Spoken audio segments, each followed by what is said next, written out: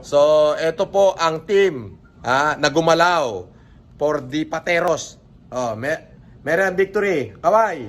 Hi! Hi sa inyo. Maraming salamat. Nestor, kaway.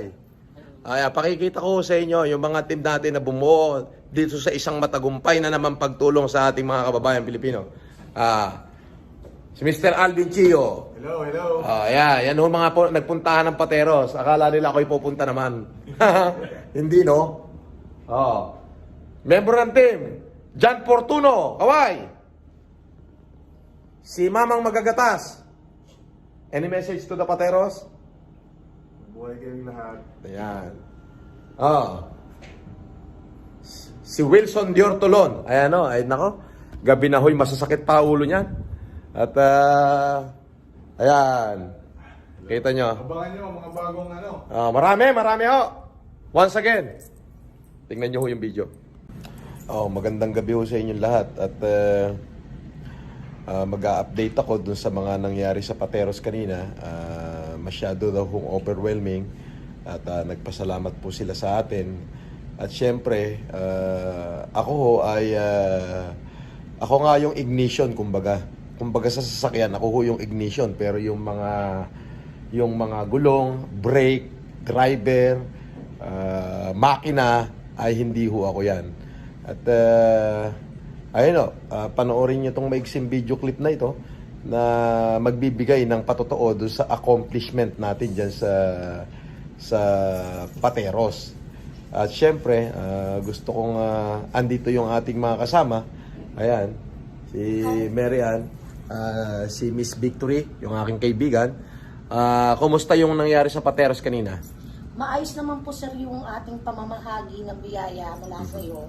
At syempre sa Panginoon, nagkaroon ng social distancing at sobra akala nila siguro nandun ka sa Montero. Kasi nagdungawan sila sa mga pintana nila. Ganon? Kanina, oo. Syempre ako proud na proud. Kunyari ako si Mrs. Marcos. Ayun, maayos naman po, may social distancing at so overwhelming po yung pagtanggap nila sa amin. Ayun, yan si Marian Victory, yung kaibigan ko na talaga namang wala nang tulog din. Sila ho talaga yung pumupunta kung saan lugar na dadalhin. Kasi po, alam naman natin na napakainit ho ng mata sa akin ng mga tao. Siyempre, yung kanyang asawa, si Nestor. Nandun ka rin sa ano kanina? Nandun din ako. Kumusta naman yung ano doon, yung mga dinala natin, yung mga tao? Masaya ba sila doon sa Pateros? Masaya sila. Aba. Overwhelming talaga. Ayun. So, ayan po ba kapatid, no? At pinagpaplanuhan ho namin ngayon kung ano pa yung aming gagawin. Kasi ho, marami hong nakahilera sa akin lamesa. Andyan ho yung Malate Catholic School. At nandyan ho yung hamon nung isang broadcast reporter na si Arlene de Guzman na sinasagot ho natin. At syempre, yung kay Caleo Obligar, nasasagutin natin yan. Kung makikita nyo, iikot natin ng konti. Ayun, yung Mamang Magagatas, busy sa kanyang computer at yung pang isa, masakit na ho ang ulo. Ayun. At tinitignan na kung ano pa yung pwede natin gawin sa ating mga kababayan. Makikita nyo dyan sa video clip at kung paano tayo tinanggap ng bayan ng Pateros. Sa atin naman ho, wala naman ho tayong hinihingi na kahit anumang kapalit. Hindi naman ho tayo papasok sa politika. Lalo na ho ako, hindi ako mamumulitika. Kaya lang, medyo nag-iingat ho ako at alam nyo na ho, lahat ho ng mga masasamang loob ay pinag-iisipan tayo ng hindi maganda. Kasama na yung ibang mga, alam nyo na, yung ibang mga alagad ng batas na hindi natin masabi dahil hindi naman ho lahat ng alagad ng batas ay mabubuti. At sila rin naman ho ay ginagamit din ng ibang mga tao na para, alam nyo na tayo ay mabutasan ng isang pagkakamali. Ay talaga ho, kaya ho naisip ko na ako na lamang ay mamalagi dito sa aking opisina at sa aking bahay. Ako na lang ho ang nagpapabili. Pero itong talagang mga bayani ngayon ay ito, si Marian Victory, Nestor Victory, si Wilson Diortolon na galing pa ng Amerika, at saka si Mamang Magagatas.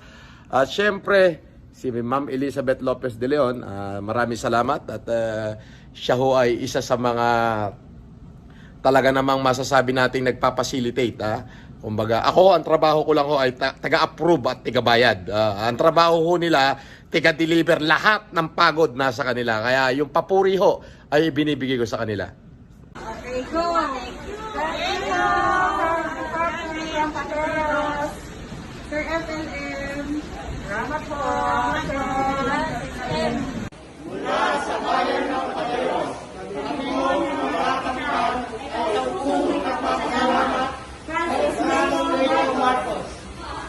O ayan, nakita nyo ho yung video clip. So ibig sabihin no, na ngayong araw na to, tinanggap na ng, nagkaroon tayo ng accomplishment na naman sa mga bayang humihingi sa atin ng ayuda. At syempre, lahat ng kabrad ko sa Alpha Kaparo, long live, kayo man din ay kabahagi nito. Nagpapasalamat ako sa inyo. Kahit na alam kong hirap ang organisasyon natin, wala tayong ganong pondo, pero katulad nga ng ipinangako ko, tayo ang mga magiging bayani sa panahon na to. Sa lahat ng tumanggap ng challenge ko, maraming salamat po sa inyong lahat. Iuukit po sa kasaysayan ng ating bayan ang inyong mga pangalan. At syempre, ang mga pangalan nyo ay nakaukit na sa mga puso ng mamamayang Pilipino na ating natulungan. Ang tanging dalangin lamang po namin dito sa pamunuan namin, dito sa FLM Headquarters, ay sana ay patuloy pa tayong bigyan ng kalakasan ng ating dakilang may kapal. Panalangin po namin ang inyong safety, kaya po kayo, mag-iingat po kayo. Huwag na po kayong magkakagulo. Tignan nyo ho yung agwat o yung social distancing. Sundin po natin yan sa ipinapatupad ng gobyerno. Sapagkat ang gobyerno din po naman ay ginagawa din niya ang lahat ng kanyang magagawa para basagip niya ang kanyang bayan. Hanggang sa muli po, FLM Headquarters, mission accomplished. Po.